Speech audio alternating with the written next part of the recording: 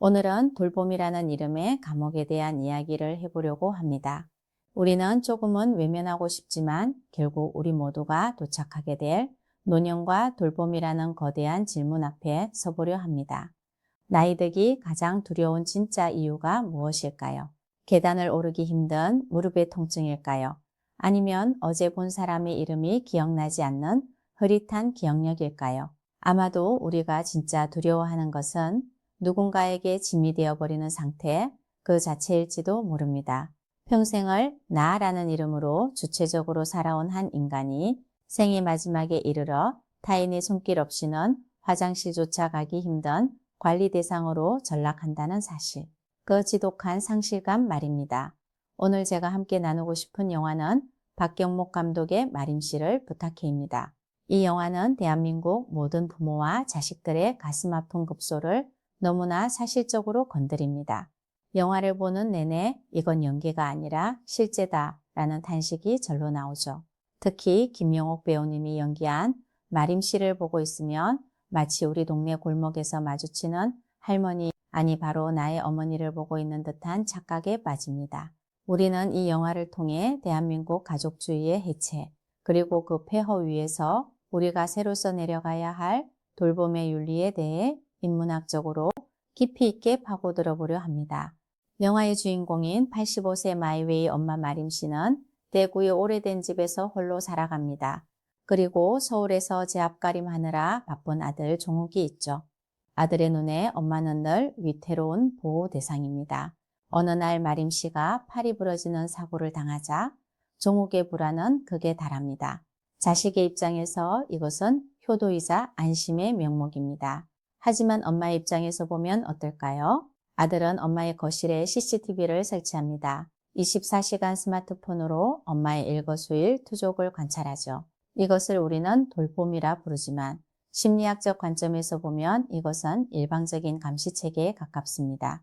내 집에서 누리던 마지막 자유가 효도라는 이름의 감옥으로 변해버리는 순간입니다. 아들은 CCTV를 통해 엄마가 밥을 먹었는지 확인하며 안도하지만 정작 엄마가 그 감옥 속에서 느끼는 소외감과 수치심은 보지 못합니다. 우리는 부모를 사랑해서 돌본다고 말하지만 때로는 그 사랑이 부모의 주체적인 삶을 훼손하고 있지는 않은지 돌아봐야 합니다. 영화는 여기서 우리에게 불편하지만 중요한 질문을 던집니다. 아들보다 엄마의 입맛을 더 잘 아는 요양보호사, 엄마의 고집을 묵묵히 받아주는 이웃, 이들의 관계가 과연 혈연이라는 단어보다 가벼울까요? 특히 보험공단에서 온 직원이 마림 씨의 치매 여부를 확인하러 오는 장면은 이 영화에서 가장 현실적이면서도 아픈 대목입니다. 아들 종욱은 요양 등급을 하나라도 더 높게 받아 혜택을 받기 위해 엄마에게 치매 환자 연기를 시킵니다. 절대로 주소를 안다고 하면 안 돼. 하지만 선물을 드릴 테니 주소를 알려달라. 는 직원의 한마디에 너무나 명확하게 주소를 읊어버리는 마림 씨의 모습에서 우리는 웃음과 동시에 비애를 느낍니다. 사실 이 장면은 저에게도 너무나 똑같은 개인적인 기억을 불러일으킵니다. 저희 아버님 또한 치매를 앓으셨고 요양 등급 심사를 받기 위해 저희 가족은 아버님께 간절히 부탁했습니다. 아버지, 물어보면 생신도 모르고 주소도 모른다고 하셔야 해요.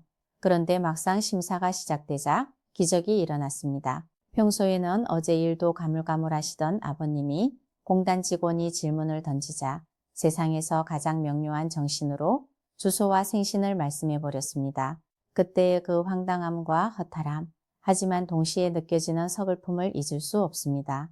아버님은 그 순간만큼은 환자가 아니라 자기 삶의 유능함을 증명하고 싶은 존엄한 인간이고 싶으셨던 겁니다. 걸어서 화장실 가십니까? 라는 직원의 질문에 그렇다고 답하는 자존심. 하지만 시스템은 그 자존심을 등급 탈락의 사유로 판단합니다. 건강하다는 증거가 혜택에서의 제외를 의미하는 이 역설 속에서 노인의 존엄은 어디에 자리를 잡아야 할까요? 현재 제 아버님은 요양원에 계십니다. 불과 몇 달 전의 일들을 생각하면 지금도 웃음이 나지만 그 웃음 뒤에는 돌봄이 결코 가족 개인의 힘만으로 감당할 수 없는 거대한 사회적 파도임을 실감한 자식의 먹먹함이 서려 있습니다. 아버님이 요양원 창밖을 보며 보내시는 그 시간은 단순히 질병의 과정이 아니라 한 인간의 독립성의 관리로 이양되는 고통스러운 전환기입니다. 우리는 오랫동안 피는 물보다 진하다는 격언을 종교처럼 믿어왔습니다. 하지만 현대사회의 돌봄은 더 이상 개인의 희생이나 혈연의 의무만으로 지탱될 수 없습니다. 종욱은 서울에 있고 엄마는 대구에 있습니다. 마음은 간절하나 몸이 닿지 않는 거리에서 효도는 돈과 기술로 대체됩니다. 자식은 직접 돌보지 못한다는 죄책감을 시스템에 의존함으로써 해소하려 하고 부모는 다 당신들을 위해서 라는 말로 행해지는 결정들 속에서 주체성을 상실합니다. 영화 속에서 아들 종욱보다 요양보호사 미선이 마림 씨에게 더 가까운 존재가 되는 설정은 이제 돌봄의 정의가 혈연에서 공유된 시간과 감정의 밀도로 이동했음을 선언합니다. 전통적인 사회에서 돌봄은 오직 가족의 몫이었습니다. 하지만 이제 가족은 더 이상 요새가 아닙니다. 이제 돌봄은 피의 문제가 아니라 존엄을 대하는 태도의 문제가 되어가고 있습니다. 그래서 우리가 죽음을 준비할 때 가장 먼저 내려놓아야 할 집착은 내 마지막은 무조건 자식이 지켜야 한다. 는 고정관념인지도 모릅니다. 오히려 나의 마지막을 함께할 돌봄 네트워크를 스스로 설계하는 것, 그것이 자식을 향한 진정한 배려일 수 있습니다. 피를 나눈 자식에게 짐을 지우지 않겠다는 결심은 자식을 밀어내는 것이 아니라 내가 주체적으로 나의 노후와 임종 환경을 설계하겠다는 주권선언입니다.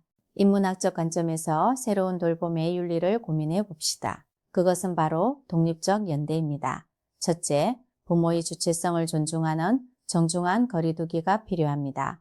안전이라는 명목으로 그들의 취향과 욕망을 지워버리는 것이 아니라 부모가 자신의 삶을 마지막까지 스스로 기획할 수 있도록 돕는 조력자가 되어야 합니다. 둘째, 돌봄을 희생이 아닌 지성으로 바라봐야 합니다. 타인의 고통을 내 삶의 영역으로 초대하고 그 존엄을 지켜내기 위해 시스템을 설계하는 고도의 지적 활동으로 돌봄을 재정의해야 합니다. 셋째, 죽음을 준비한다는 것은 돌봄 네트워크를 스스로 설계하는 과정입니다. 누가 나를 가장 존엄하게 대우해 줄 것인가를 미리 공부하고 준비하는 것. 그것이 바로 제가 연구하는 죽음 준비 교육의 핵심이기도 합니다. 마림 씨는 결국 자신의 삶을 부탁할 곳을 스스로 찾습니다. 누군가에게 의탁하는 것이 아니라 자신의 존엄을 지켜줄 사람들과 관계를 맺는 것. 죽음을 공부한다는 것은 내 삶의 마지막을 누구와 나눌 것인가를 미리 고민하고 그 관계들을 건강하게 일궈 나가는 연습을 하는 일입니다. 마림 씨의 뒷모습에서 우리는 보았습니다. 스스로의 삶을 책임지는 노년이 얼마나 눈부신지를, 그리고 타인에게 기대는 것이 비굴함이 아니라 그 자체로 새로운 관계의 시작임을 말이죠. 오늘 여러분은 가족이라는 이름의 감옥을 짓고 있나요? 아니면 서로의 삶을 지탱해주는 창문을 내고 있나요?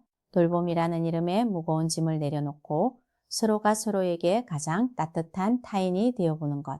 그것이 우리가 다음 회차에서 다룰 간병의 고통과 욕창의 아픔을 치유하는 첫걸음이 될 것입니다. 가족은 의무가 아니라 관계입니다.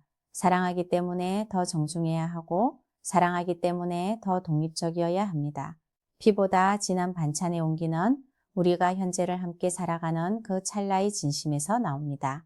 여러분은 만약 몸이 조금 불편해진다면 누구에게 여러분의 오늘을 부탁하고 싶으신가요? 그리고 여러분은 지금 주변 사람들에게 어떤 모습으로 기억되고 있나요? 오늘 여러분의 일상 속에 여러분을 기분 좋게 하는 남은 누구인가요? 그들에게 따뜻한 인사 한마디 건네보시는 건 어떨까요? 우리는 흔히 돌봄을 희생이라 부르지만 사실 돌봄은 나의 삶을 타인과 공유하는 가장 높은 형태의 지성입니다. 내가 나를 돌보는 것에서 나아가 타인의 존엄을 내 삶의 영역으로 초대하는 것. 그것이 우리가 가족이라는 낡은 성벽 밖에서 새로 써내려가야 할 죽음 준비의 서사입니다. 영화가 우리에게 던지는 메시지는 명확합니다. 가족이라서 당연히 해야 하는 일은 없습니다. 서로를 향한 예의와 거리를 지키며 가장 선한 의지를 가진 타인이 되어주는 연습. 그것이 우리가 함께 맞이할 고령화 사회의 진정한 해법일 것입니다. 지금까지 박갑식의 영화 인문학이었습니다. 감사합니다.